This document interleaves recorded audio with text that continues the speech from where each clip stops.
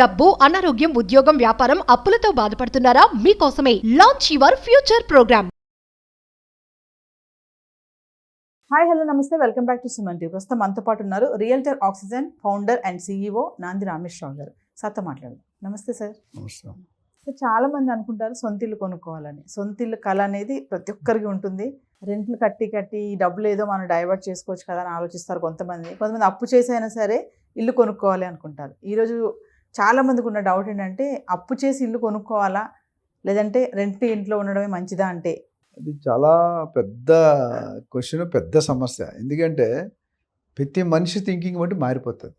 జనరల్గా ఒక 1 or 2 methods చూద్దాం. There are 3-4 methods how you evaluate, analysis ఎలా చేయాలనేది. జనరల్గా మీరు ₹1,00,00,000 పెట్టి ఒక ఫ్లాట్ కొనుక్కున్నారు మనకొండలోనో ఎక్కడో దగ్గర. ఎంత వస్తుంది రెంట్ మీ ప్రకారం? ₹1,00,00,000 పెడితే 20,000 జనరల్, 15-20,000 లొకేషన్ పెట్టి. సంవత్సరానికి ఎంత వస్తుంది? 2.4%. అంటే 2,50,000, 2,40,000 అంతే కదా. 2.4 lakhs అంటే 2.4%. రెసిడెన్షియల్ ఎప్పుడైనా 2 to 3% కంటే ఎక్కువ రాదు. అదే మీరు లోన్కి ఇల్లు కొనుక్కోవాలనుకోండి, మీ దగ్గర మనీ అవైలబిలిటీ ఎంత ఉంది? కొంతమంది 50% క్యాష్ ఇస్తారు, అంటే డౌన్ పేమెంట్ ఇస్తారు. కొంతమంది మినిమం మీకు 20% అయితే ఉండాలి. 25 1 crore బిలో అయితే 20%, 1 crore అబోవ్ అయితే 25% మార్జిన్ మనీ అంటారు. అంటే మీ సొంత డబ్బులు ఉండాలి. అదే ఆయన ఇదే లేనప్పుడు అది ఎలా కడతామని క్వశ్చన్ చేస్తాడు బ్యాంక్ కూడా. సో 20 to 25% మీ దగ్గర ఉండాలి, 75 to 80% వాళ్ళు ఇస్తారు. అయితే స్టార్టింగ్ స్టేజ్లో నా ఎక్స్పీరియన్స్ ప్రకారం చెప్తాను, 20 నుండి 30-35 వరకు ఇల్లు కొనుక్కోకూడదు రెంట్. ఎందుకంటే మీరు స్టార్టింగ్ అంత సంపాదించవచ్చు. ఫ్రెషర్గా జాయిన్ అయ్యారు అనుకోండి, మీ శాలరీ 15,000, 20,000 ఉంటుంది. 10 సంవత్సరాలు ఎంత పెడుతుంది? మ్యాక్సిమం డబుల్ ట్రిపుల్ అవుతుంది. సో ఇనీషియల్గా ఫస్ట్ 10-15 years ఎవరైనా సేవ్ చేసుకోవాలి మనీ. అది ఇంపార్టెంట్. ఎందుకంటే బర్డెన్ ఎక్కువ పెట్టుకోకూడదు. దీనికి చాలా రూల్స్ ఉన్నాయి. ఒక ఎగ్జాంపుల్, ఒక రూల్ ఏంటంటే 5, 20, 30, 50.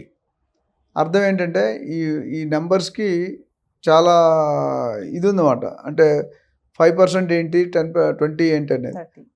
సో 20 అనేది ఏంటంటే, అంటే మీ శాలరీ, మీ లోన్ అమౌంట్ ఎంత ఉండాలంటే, సపోజ్ మీరు 5 times of your annual salary. Suppose మీరు యాన్యువల్ శాలరీ 10 లక్షలు, 80,000, 90,000 అనుకుంటే 10 లక్షలకి 5 times అంటే 50 lakhs. అంతకంటే లోన్ వెళ్ళకూడదు. 5% ఆఫ్ ద యాన్యువల్ అంటే టోటల్ మీ శాలరీలో, యాన్యువల్ శాలరీలో 5%. 5 times 5% కన్నా 5 times కంటే ఎక్కువ వెళ్ళకూడదు. రెండోది 20 years, 5-20 అన్నాను కదా, 20 అంటే 20 years లోన్, అంతకంటే ఎక్కువ పెట్టుకోకూడదు. 20 years ఈజ్ ఐడియల్.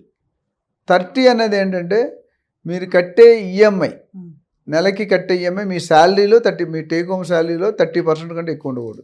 50 ఏంటంటే ఆల్రెడీ మీకు కార్ లోనో ఇంకేదో ఈఎంఐ ఉండి అప్పుడు ఇల్లు లోన్ తీసుకుంటే అప్పుడు 50% ఆఫ్ శాలరీ దాటకూడదు. ఇది ఒక స్టాండర్డ్ ఫైనాన్షియల్ ప్లానింగ్ ఒక రూలు. ఇదే కరెక్ట్, ఇది ఒక రూలు. ఇలా చాలా ఒక్కొక్కలా ఆలోచిస్తారు. సో కొనుక్కోవాలంటే మీకున్న పరిస్థితి బట్టి చూసుకోవాలి. మీకు సపోజ్ మీ ఉద్యోగ పరిస్థితి కూడా మారుతుంటుంది. ఎట్లా అంటే, ఇవాళ మీరు హైదరాబాద్ ఉన్నారు, సాఫ్ట్వేర్ ఉంటే బెంగళూరులో ఉంటాడు, అవతల ఢిల్లీలో ఉంటాడు, అవతల అమెరికాకి వెళ్తాడు. వాడు ఇల్లు కొనుక్కుంటే బుక్ అయిపోతాడు అక్కడ. గవర్నమెంట్ జాబ్స్ కొన్ని స్టేబుల్ ఉంటాయి. గవర్నమెంట్ కూడా ఇప్పుడు IAS కంటిన్యూ మారుస్తుంటారు. That is another parameter. అంటే మీరు కంటిన్యూ 2-3 సంవత్సరాలు మారుతూ ఉంటే రెంట్ ఉండడమే బెటర్. ఎందుకంటే రెంట్ ఉంటే ఏమవుతుందంటే, ఈవెన్ మీరు ఒకటే సిటీలో ఉన్న మీ పోలీస్ డిపార్ట్మెంట్ లోకల్ ట్రాన్స్ఫర్స్ ఉంటాయి, స్టేట్ గవర్నమెంట్లోనూ లేకపోతే హైదరాబాద్లో కూడా. మా బ్రదర్ పోలీస్ డిపార్ట్మెంట్లో చేశారు ఇన్స్పెక్టర్గా. ఆయన 35-37 years సర్వీస్లో 10 పోలీస్ స్టేషన్ మార్చాడు. ఇల్లు ఒక దగ్గర కొనుక్కున్నాడు. ఇప్పుడు ఇక్కడ నుండి ఓల్డ్ సిటీకి వెళ్ళండి ఎంత దూరం? గోపాలపురం ఉన్నప్పుడు మల్కాజ్గిరిలో కొన్నాడు, దగ్గర 3-4 kilometers. అదేవిధంగా కుషాయి కూడా వేస్తారు, అక్కడ 10-15 kilometers. ఒకసారి అక్కడెక్కడో మలక్పేట దాటి వేశారు. సో అది లోకల్. అదే స్టేట్లు మారిస్తే, సిటీలు మారిస్తే. So it depends upon 2-3 parameters. Me earnings ఎంత ఉన్నాయి, మీ సేవింగ్స్ ఎంత ఉన్నాయి, అండ్ రెంటల్ ఇన్కమ్. కొన్ని నాట్లు ఏమవుతుందంటే బెంగళూరులో అడ్వాన్స్ ఎక్కువ, ముంబైలో 1 year అడ్వాన్స్, మన హైదరాబాద్ 2 నెలలు అంటే ఎక్కువ. కానీ అక్కడ బెంగళూరుకు దిగుంటే ముంబై.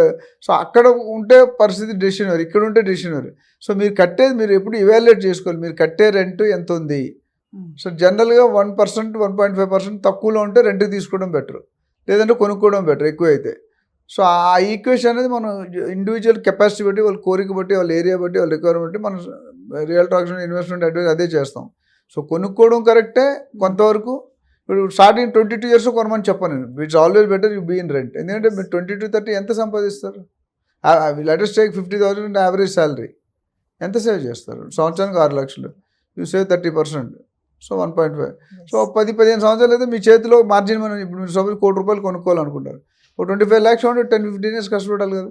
మొదట్లో కొనిస్తారు, లోన్ అంతా దాన్ని మీ సంపాదించిన దానికి మరి మీరేం తింటారు, మీ అమ్మ నాన్నకి వేస్తారు, మీ భార్య పిల్లలకి వేస్తారు. So that is a big question. So మీరు కొనుక్కోవచ్చు, రెంట్ ఉండొచ్చు. ఈఎంఐ ఎంతగా పడుతుంది, ఎన్ని సంవత్సరాలు పడుతుంది? ఇప్పుడు అదే 30 సంవత్సరాలు తీసుకుంటే కొనుక్కోవడం బెటర్, 10 సంవత్సరాలు అయితే రెంట్ ఉండడం బెటర్. సో పీరియడ్ ఆఫ్ టైంని బట్టి కూడా ఆధారపడి ఉంటుంది. రేట్ ఆఫ్ రిటర్న్, ఈల్డ్ అంటాం, రెంటల్ ఈల్డ్. మనం ఇప్పుడు మీరు ప్రాపర్టీ ఓనర్ ఏం చూసారంటే, నేను ₹1,00,00,000 పెట్టుకుంటే 20,000 రెంట్ వస్తుంది, 20,000లో ప్రాపర్టీ ట్యాక్స్ 2,000 పోతుంది, మిగిలిన నెట్ ఏమంటే 17,000-18,000. అంటే what is the return? 2%. It's not really worth. అలా రెంట్ తక్కువ ఉన్న దగ్గర మనం రెంట్కి ఉండాలి, ఆ సిటీ బట్టి రేట్లు బట్టి.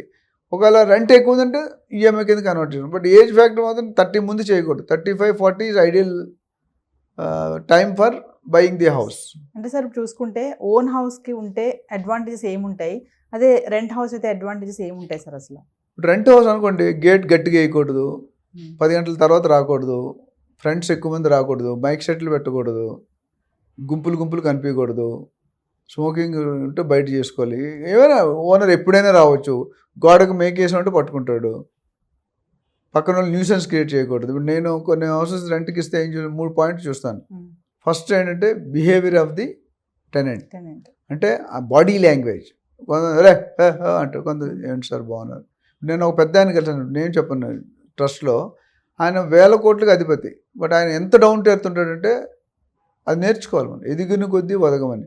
సో టెనెంట్ అది కరెక్ట్, ఇల్లు మన ప్రాపర్టీని వాళ్ళ ప్రాపర్టీగా చూసుకుంటారా అని నేను ఎదుగుతాను. రెండోది, పక్కనోడికి న్యూసెన్స్ క్రియేట్ చేయకూడదు. మీ ఇంట్లో ఏమైనా చేసుకో, కొంతమంది చూడు అరుస్తుంటారు, కొట్టుకోవడాలు, తలుపులు తీయడం, బాధకూడాలు, అది చేయకూడదు. మూడోది ఇంపార్టెంట్, రెంట్ టైం మీద ఇవ్వాలి. ఇది సో యాజ్ ఎ టెనెంట్ యాంగిల్లో చూసుకుంటే ఓనర్ ప్రాపర్టీ మంచిగా ఇవ్వాలి, ఫెసిలిటీస్ మంచిగా ఇవ్వాలి, ఎక్కువ కండిషన్. ఎక్కడ జనరల్ రెంట్ తీసుకుంటే ఎక్కడైతే ఓనర్ లేడో అక్కడ తీసుకోవడం బెటర్. ఓనర్ పైన ఉండి మీరు కింద ఉన్న, ఓనర్ కింద ఉండి మీరు పైన ఉన్న డేంజరే. Everyday you'll be question. అంటే దొంగలాగా చూస్తారు, దొంగ అనగానే ఒక క్రిమినల్ లాగా చూస్తారు. నువ్వు ఏది చేసినా గట్టిగా నువ్వు సంతోషం వచ్చి నవ్వినా ఎందుకు నవ్వేమో అంటాడు. ఇప్పుడు ఫ్రెండ్స్ కూర్చున్నావు అనుకో, క్లాస్మేట్ ఏదో మాట్లాడుకుంటారు. ఆ పెద్ద చిన్న ఇల్లు ఇండిపెండెంట్ హౌస్ వినిపిస్తాయి కదా, పోర్షన్స్ ఉంటాయి. కొంతమంది రెంట్ కోసం ఒక రూము కిచెన్ కట్టేస్తారు, వరుసగా 5,000-10,000 పెడతారు. సో మీరు పరిస్థితి బట్టి డెసిషన్ తీసుకోవాలి. It is not easy to tell. Individual background, individual experience, individual age, individual job nature, దీన్ని బట్టి మనం డెసిషన్ తీసుకోవాలి, లేకపోతే ఇబ్బంది పడతారు. So but too early 30 years ముందైతే కొనుక్కోమని చెప్పను. ఎందుకంటే ఎవరికైనా 20, 21, 22లో జాబ్ వస్తుంది. ఒక 10-15 years చేసుకుంటే మీరు 10-30 లక్షలు వెనకేసుకుంటారు అఫీషియల్గా. చాలా మంది సార్ లోన్ పెట్టి కొనే వాళ్ళు అమ్మేస్తున్నారు తర్వాత. అవును, ఎవరైతే లోన్లు పెట్టి ఇల్లు తీసుకుంటారో ఎందుకు అలా అంటారు? అంటే ఎక్కడ సమస్య ఎక్కడ వస్తుంది? అంటే లోన్ కట్టడం అంటే అదే ఇందా చెప్పిన, బిజినెస్ లాస్ అవ్వచ్చు, జాబ్ పోవచ్చు, లేదా ఇంట్లో ఎవరో సిక్ అవ్వచ్చు. ఇప్పుడు డబ్బులు దేని డైవర్ట్ అయిపోతాయి కదా, ఈఎంఐ కట్టలేరు. ఇప్పుడు మన బఫర్ జోన్ FTL వచ్చాయి, హైడ్రా వచ్చినప్పుడు కూడా చాలా మంది భయపడి అడ్వాన్స్ ఇచ్చిన రిటర్న్ తీసేసుకున్నారు. It depends upon all your condition, present condition. ఇప్పుడు ఇవాళ బాగుందమ్మా, నువ్వు సపోజ్ 25-30 years తీసుకున్నావు, నెక్స్ట్ 30 years ఇంకా పనిచేయాలి. నువ్వు నీ ఏజ్ 30 years తీసుకుంటే ఆ 30 years నీకు స్టేబుల్ జాబ్ ఉంటుంది, గ్యారంటీ ఉందా? లేదు కదా. ఎప్పుడైనా పోవచ్చు, ఎప్పుడైనా ప్రైవేట్, గవర్నమెంట్లు కూడా అలాగే ఉన్నాయి. గవర్నమెంట్ ఇప్పుడు ప్రెజర్, IAS ఆఫీసర్ కమింగ్ కూడా ప్రెజర్ తట్టుకోలేక. ఇంకోటి ఏంటంటే, ఇల్లు కొనుక్కుంటే మానవులకి, మనుషులకి ఇల్లు అనేది ఒక పెద్ద కళ, జీవితాశయం. అది ఇల్లు అనేది ట్రాన్స్ఫర్ ఆఫ్ ఓనర్షిప్ ఉంటుంది. అంటే నా ఇల్లు, నా ప్రాపర్టీ, నా సంతోషం వేరు. సో ఇవాళ మీరు 20-30 years కొనకపోతే తర్వాత కొనలేరు. ఎందుకంటే రాను ఖర్చులు ఎక్కువతాయి. భార్య వస్తుంది, పిల్లలు వస్తారు, చదువులు, పెళ్ళిళ్ళు, ఇవన్నీ ఉంటాయి. సో ఇల్లు అనేది 30-40 years కొనుక్కుంటే ఈజ్ ఐడియల్ ఈక్వేషన్. తర్వాత మీరు రిటైర్ అయినప్పటికి, ఎందుకంటే ఇల్లు ఉంటే చాలా బాధలు తగ్గుతాయి. ఇప్పుడు సపోజ్ మీరు తినడానికి లేకపోతే మీరు ఎవరు మంచినీళ్ళు తాగి బతికేస్తారు, పచ్చడన్నం తిని బతికేస్తారు. కానీ ఇల్లు లేకపోతే రోడ్డు మీద మీరు రెంట్ కట్టలేదు అనుకోండి, ఓనర్ బయట లాగుతాడు, తాళం వేస్తాడు. వాటి ఇప్పుడు హైదరాబాద్ అదే పరిస్థితి అయింది కదా. సడన్గా ఇవాళ గోపురం చేయండి, నెక్స్ట్ రోజు ఎరగొట్టారు. So these factors you have to take into consideration. Financial support బాగుంటేనే లోన్స్కి వెళ్ళాలి అంటారు సార్. లోన్ సూటబుల్ ఉంటుందా? ఉంటుంది. ఎందుకంటే మీకు కుషన్ ఉండాలి, మీరు ఈఎంఐ కట్టుకునే కెపాసిటీ ఉండాలి. ఎందుకంటే ఫినాన్షియల్ లోన్ కూడా కొంతవరకే పనిచేస్తుంది. అది ఇప్పుడు రెంట్కి తీసుకుంటే కూడా ఇంకో ప్రాబ్లం ఏముందంటే, మీరు ఎవ్రీ ఇయర్ రెంట్ పెరుగుతుంది. ఇవాళ రెంట్ లాగా ఉండదు, ఎవ్రీ ఇయర్ 5-10% పెరుగుతుంది. అదేవిధంగా ప్రాపర్టీలో కూడా మీకు ప్రాపర్టీ అప్రిషియేట్ అవుతుంది. ఇండిపెండెంట్ హౌస్ అయితే ఎక్కువ అవుతుంది, ఫ్లాట్ అంటే కొంచెం తక్కువ అవుతుంది. ఫ్లాట్లో యూడిఎస్ రాదు. ఒక 10-12 సంవత్సరాల తర్వాత ఫ్లాట్ వాల్యూ డిప్రిషియేట్ అవుతుంది. కార్ అనుకోండి, ఇప్పుడు మీకు కార్ ఉంటే after 10 years car value, book value is 0. అందుకని గవర్నమెంట్ 15 సంవత్సరాల తర్వాత కార్ నడపకూడదు అంటారు. జనవరి నిండా రూల్ పెడతానంటున్నారు. సో ఇట్లాంటి ఫ్యాక్టర్స్ అన్ని బెస్ట్ మీకు తెలియకపోతే మీరు ఎవరైనా ఫినాన్షియల్ అడ్వైజర్ లేకపోతే రియల్ ఎస్టేట్ అడ్వైజర్ అలాంటి వాళ్ళు ఉన్నారు కదా, వాళ్ళు కలిస్తే they will guide you properly. వాళ్ళకి ఏదో 1-2% ఇవ్వాలని మీరు ఆలోచించి కూడా 99% సేఫ్టీ చూసుకోవాలి. సో ఇప్పుడు అపార్ట్మెంట్స్లో కూడా కొంటా ఉంటారు కదా, వాటికి లోన్ పెట్టుకోవడం ఎంతవరకు కరెక్ట్ అంటారు? ఏదైనా సేమ్ ఈక్వేషన్, లోన్ ఇప్పుడు లోన్ పెట్టుకుని కూడా బెటరు నన్ను అడిగితే. ఎందుకంటే రిస్క్ అనేది over a period of time distribute అవుతుంది. 20 years 30 years లోన్ తీసుకుంటారు, అవునా? కానీ ఇవాళ ఉన్న మీకు ఒక అడ్వాంటేజ్ ఏంటంటే ఈఎంఐస్ కాన్స్టెంట్ ఉంటాయి, పెరగవు. సపోజ్ ఈ సంవత్సరం మీరు కొనలేదు, 2 years తర్వాత ఉంటారు. దీన్నే మీరు ఇప్పుడు గవర్నమెంట్ పెంచుతుంది. మనం మాట్లాడుకున్నాం, Revanth Reddy is increasing the rates, registration రేట్లు, భూమి రేట్లు. ఆఫ్టర్ 3 years కొన్నాను అనుకోండి, ఇప్పుడు ₹1,30,000 దాడు 1,30,00,000 పెట్టి కొనాలి, లేకపోతే 1,40,00,000. ఇప్పుడు 5 years డబుల్ అవుతుంది. ఎవ్రీ ఇయర్ 20% పెరిగిపోతుంది రియల్ ఎస్టేట్లో. సో 5 years డబుల్ అవుతుంది. 3 years తర్వాత ఉంటే 50% ఎక్కువ ఇచ్చుకున్నారు. కానీ ఈఎంఐలు కొనుక్కుంటే రేట్ ఫిక్స్ అయిపోతుంది, మీకు రేట్ పెరగదు, ఇంట్రెస్ట్ రేట్ ఫిక్స్ అయిపోతుంది. సో కాన్స్టెంట్ మీ శాలరీ పెరుగుతుంటుంది కానీ ఈఎంఐ పెరగదు. ఎవ్రీ ఇయర్ మీకు శాలరీ పెరుగుతుంది, రెంట్లో రెంట్ పెరుగుతుంది, కానీ ఈఎంఐ పెరగదు. ఇంక ఇన్ఫాక్ట్ మీరు డబ్బులు ఏదైనా బోనస్ వచ్చి ఇన్సెంటివ్ వస్తే ముందే ప్రీ క్లోజ్ చేసుకోవచ్చు. చాలామంది తెలియదు, ప్రీ మెచ్యూర్ క్లోజ్ కూడా చేసుకోవచ్చు. ఇప్పుడు చాలా బ్యాంకులు ఛార్జీలు కూడా ఏం చేయడం, అంతకుముందు పెనాల్టీ ఉండేది 1% మనకు చేయడం, ఇప్పుడు అది కూడా లేదు. సో ఈ అడ్వాంటేజ్ అన్నీ ఉన్నాయన్నమాట.